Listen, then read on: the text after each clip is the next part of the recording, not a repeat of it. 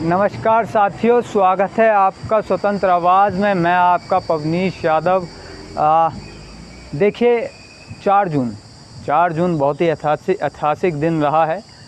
जो जनता ने जो 5 साल जो इंतज़ार करा है, अपने हक़ की वोट की चोट देने का जो काम करा है जनता ने, वो विपक्ष पे भी गया है और वो पक्ष पे भी गया है। यानी पक्ष मतलब भारतीय जनता पार्टी जो वर्तमान में सरकार में थी, और फ़िलहाल के मौजूदा स्थिति के अनुसार भारतीय जनता पार्टी सरकार बनाने के योग्य है। और भारतीय जनता पार्टी को सबसे ज़्यादा जो बेनिफिट जो हुआ है, गुजरात में देखिए आप, मध्य प्रदेश में देखिए आप, छत्तीसगढ़ में देखिए आप, दिल्ली जहां अरविंद केजरीवाल की जो एक बहुमत, एक मजबूत रूप से एक उनका खुद का दिल्ली में वर्चस्व है, जहां की जनता अरविंद केजरीवाल को पसंद करती है। उस सीट पर देखिए, उस दिल्ली की हर सीट पर भारतीय जनता पार्टी ने अपने कैंडिडेट को जिताने का जो काम करा है, ये बहुत ही महत्वपूर्ण बात है और ध्यान देने वाली बात है। और हिमाचल प्रदेश में भी भारतीय जनता पार्टी की बढ़त अच्छी रही है। और ये इन कुछ राज्यों को, ये जो राज्य हैं, ये राज्य ने भारतीय जनता पार्टी को, जैसे डाउनफॉल जो आया है भारतीय जनता पार्टी की सीटों पर 2019 के और वर्तमान के जो इलेक्शन है देखा जाए, तो इन राज्यों ने भारतीय जनता पार्टी की सीटों को बचाने का, यानी कि उनको बढ़ाया है और भारतीय जनता पार्टी को सरकार में लाने का जो काम करा है, ये वो राज्य हैं।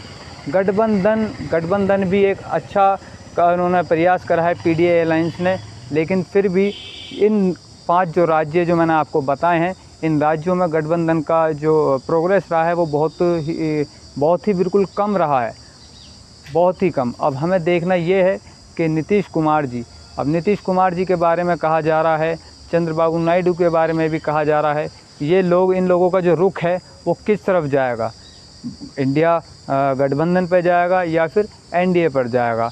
इनका जो रुख जहाँ जाएगा वहाँ हो सकता है सरकार उनकी बनेगी।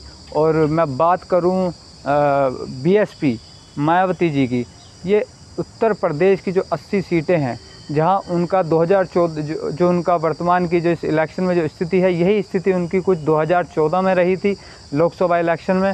फिर उनकी गठबंधन के अखिलेश यादव जी और जो साथ जो चुनाव लड़ा 2019 का, उन्हें उसमें 10 सीटों का फ़ायदा हुआ था और फिर यही आज वही मौजूदगी रही।